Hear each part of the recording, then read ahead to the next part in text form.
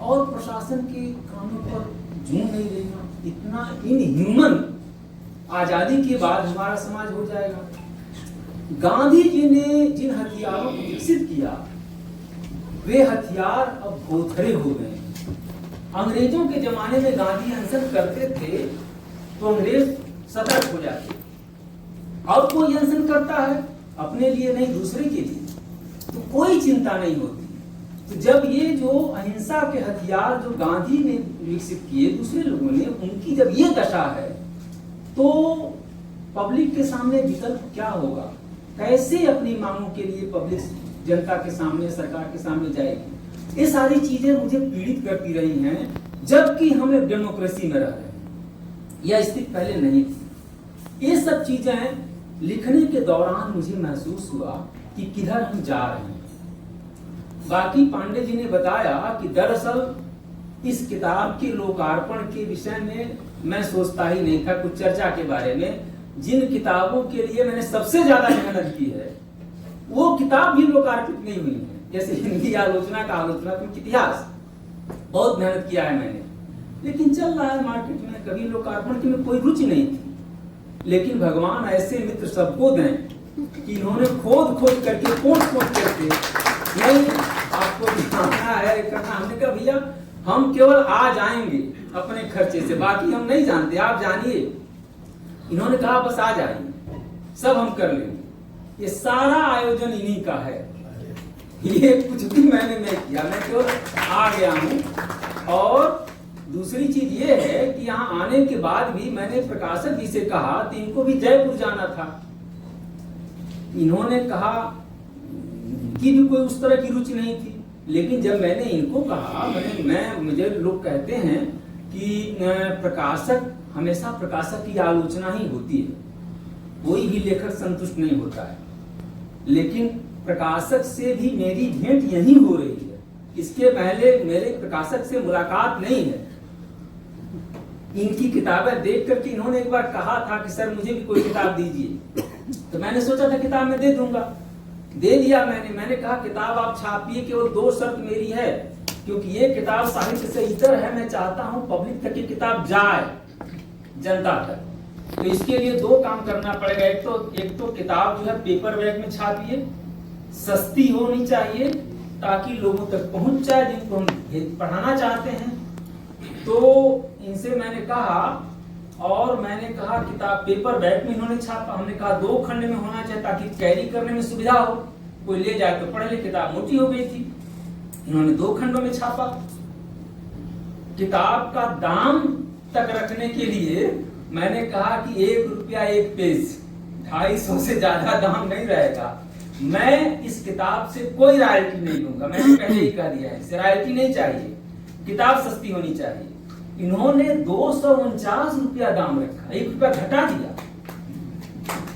और आज के कार्यक्रम के दिन भी इनको जाना था, क्या नाम है वो, जयपुर जाना था, कार्यक्रम रोक दिया, क्योंकि बाद में इनको मैंने बताया कि भाई किताब का विमोचन होना है, इनसे कोई राय नहीं दी गई थी। दूसरा प्रकाशक होता तो पता नहीं कैसा सोचता, लेकिन ये आए, इन्होंने ये सब व्यवस्था किया। और मैंने कहा कि पांडे जी के ऊपर बहुत भार है, चाय आप पिला दीजिएगा, इन्होंने वह भी स्वीकार कर लिया। तो इतना अच्छा प्रकाशक मुझे कहाँ मिलेगा? मैं तो नहीं समझता कि इतने अच्छे प्रकाशक जो जैसा मैंने कहा वैसा ही इन्होंने किया। मुझे छपाई भी अच्छी लगी, इनका व्यवहार भी अच्छा लगा। और सबसे ज्यादा खुशी की बात यह है कि लोग कहते हैं कि दिल्ली बड़ी निर्मम है दिल्ली। तो मुझे तो भाई दिल्ली में ममत्व ही भरा हुआ दिखाई दे रहा है। पांडे जी के नाते कई लोगों से मेरी यहाँ पहली बार मुलाकात हो रही है, इसके पहले और कई लोगों से तो न जाने कितने दिन बाद भेंट हो रही है। हमारे बैठे हुए हैं प्रोफेसर देवराज जी, मणिपुर यूनिवर्सिटी में प्रोफेसर थे और फरीदाबाद में रहते हैं, और बाद में वर्धा में भी रहे, वो देख रहे हैं, आए हुए हैं। पाठक जी जो है, इनसे पहली मुलाकात हो रही है, प्रकाशक से भी पहली मुलाकात हो रही है, और बहुत रामनारायण पटेल जी डीयू के आए हुए हैं। इन लोगों से पहली बार मैं मिल रहा हूँ। और हमारे तमाम विद्यार्थी हैं, हेम है और रंजीता है, बहुत सारे ऐसे विद्यार्थी हैं जो यहाँ पर हैं। तो ये देख करके मुझे बड़ी खुशी हो रही है कि इस तरह से सूचना जिसको भी मिली वे सब लोग आए, तो मुझे तो भाई जो स्नेह मिल रहा है, और इन लोगों का स्नेह मैं क्या कहूँ, सारे हमारे वरिष्ठ लोग हैं, और हमने आग्रह किया, तुरंत इन लोगों ने स्वीकार कर लिया। तो मेरे लिए तो सबसे बड़ी उपलब्धि यही है। किताब के बारे में मैं कुछ नहीं कहूँगा, ये आप पढ़ेंगे, और मैंने सोचा है कि इस किताब को सस्ती हो, किताब लोगों तक पहुंचे। इसमें जैसा कि पांडे जी ने संकेत किया कि इसमें हर तरह के लोग हैं। इस किताब में जो भी पढ़ेगा उसके सामने एक सवाल जरूर पैदा होगा कि अमुक को क्यों नहीं, 59 लोग शामिल हैं इसमें, फला क्यों नहीं है, ये सवाल तो उठेगा। तो भाई ये सवाल उठेगा तो सबकी अपनी दृष्टि होती है ना।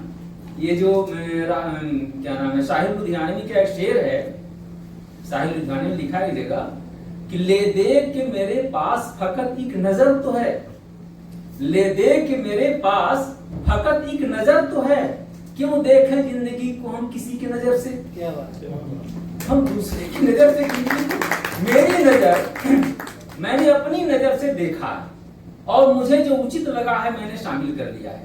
लेकिन ये तय है कि बहुत सारे ऐसे लोग हैं जिनको मैं शामिल करना चाहता हूं, मुझे अवसर नहीं मिला।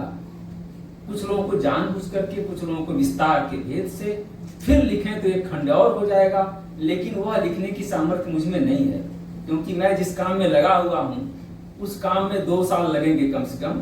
तो उसके बाद पता नहीं मैं किस लायक रहूंगा, क्या कर पाऊंगा। अगर कोई और लिखेगा, कोई और बढ़ाएगा, तो उसमें मैं पूरी मदद कर सकता हूं। लेकिन मुझे जो लगा, जो उचित लगा, अपनी दृष्टि से मैंने जो सोचा, मैंने उन पर कलम चलाई। और ये सारे के सारे लेख पहले से प्रकाशित हैं। सब लोग जो किशन कालजे निकालते हैं उसमें सारे लेख छपे हुए हैं।